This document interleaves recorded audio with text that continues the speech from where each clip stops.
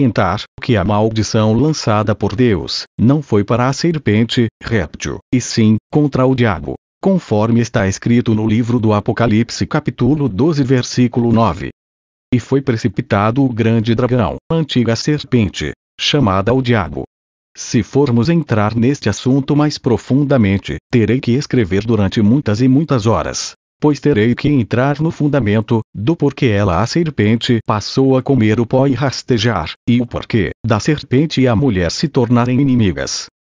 Indo um pouco adiante neste assunto, quando no deserto, Deus enviou as serpentes que picavam os hebreus, e eles morriam pela desobediência do povo, Moisés mandou que levantassem uma haste bem alta de metal, com o desenho da serpente, para que todos os que fossem picados, olhando para a serpente de metal, ficassem livres do veneno, que os levariam à morte.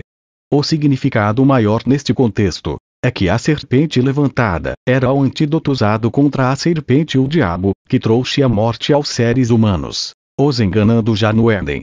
Ao mesmo tempo, simbolizava Jesus Cristo, que iria ser levantado no madeiro da cruz, e que todo aquele que olhasse e olhar para ele, ficaria e ficará livre do veneno da serpente, que leva à morte, e que por toda a sua verdade divina, nos traz a vida através do caminho para a árvore da vida eterna, aberta na sua carne na cruz. A serpente, o diabo, que foi anjo de luz, e não se sujeitou ao seu Criador, Deus, sempre foi mentiroso e enganador, para cumprir o seu papel, pois Deus sempre deu livre arbítrio. Jesus encarnou o Cristo como Filho de Deus, para através da verdade, e de seu sofrimento expiar, ou seja, cobrir junto ao Pai, o descumprimento do mandamento que nos trouxe a morte, e nos reconciliar com Deus, ou seja, o diabo foi aniquilado, como está escrito no livro aos Hebreus capítulo 2. Quanto à ciência, nada é novo. Basta o leitor ler o capítulo 28 de Jó, que verá que o homem tem ciência das coisas da terra, mas a sabedoria é dom de Deus. Deus, neste capítulo, mostra bem claro, há aproximadamente 3.600 anos atrás, que os homens iriam ter conhecimento, e explorar tudo, e todas as coisas na terra, nas profundezas da mesma, nos mares e nas alturas. E nos versos 10 e 11, Deus fala sobre as hidroelétricas, quando diz: dos rochedos faz sair rios, e o seu olho descobre todas as coisas preciosas. Os rios tapam, e nenhuma gota sai deles, e tira para a luz o que estava escondido, ou seja, a energia. Glória a Deus. Ciência da terra é para os homens. Ciência do céu é para os homens de Deus. Não tem nada a ver uma com a outra. São distintas. Moisés, por 2 vezes lançou o seu cajado, e o mesmo se transformou em serpente. É importante analisarmos com os olhos do Espírito Santo, para podermos entender o que Deus quis mostrar.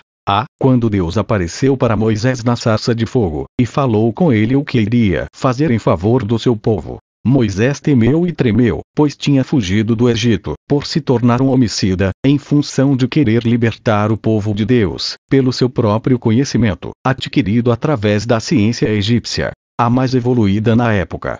Por isso, ficou 40 anos, apacentando as ovelhas de seu sogro Jetro, na terra de Midian, para exercitar a paciência com as ovelhas, que representavam o povo de Deus.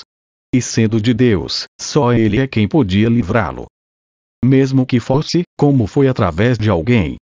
Moisés queria, e precisava de uma confirmação sobrenatural, divina, para poder se apresentar como enviado de Deus. Para encurtar o que já está cumprido, Deus disse para Moisés: o que tem na mão? Um cajado. Respondeu. E Deus disse: lança-o na terra. Conforme ele lançou, o cajado se transformou em serpente. O Senhor lhe disse: pegue pela cauda. Moisés pegou e novamente se tornou um cajado. Depois disse Deus a Moisés: coloca a sua mão sobre seu peito. Ele colocou. Quando tirou, ela estava branca de lepra. O Senhor disse: coloque novamente. E ele o fez. Para sua surpresa, quando tornou a tirá-la, estava a sua mão totalmente limpa. Em outras palavras, Deus estava dizendo para Moisés: para manejar o cajado da sua palavra, lhe era necessário ter fé. Caso contrário, ele poderia se tornar um diabo com força de destruição, como tantos outros. Para manejar o cajado da sua palavra, ele precisava de um coração puro, e as mãos limpas na sua presença. Glória a Deus! Amado irmãos, é tão gostoso escrever sobre as coisas de Deus, que nem percebo quanto tempo estou a fazê-lo.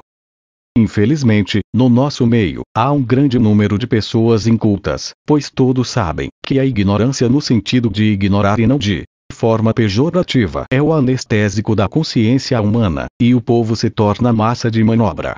Ou seja, povo controlado.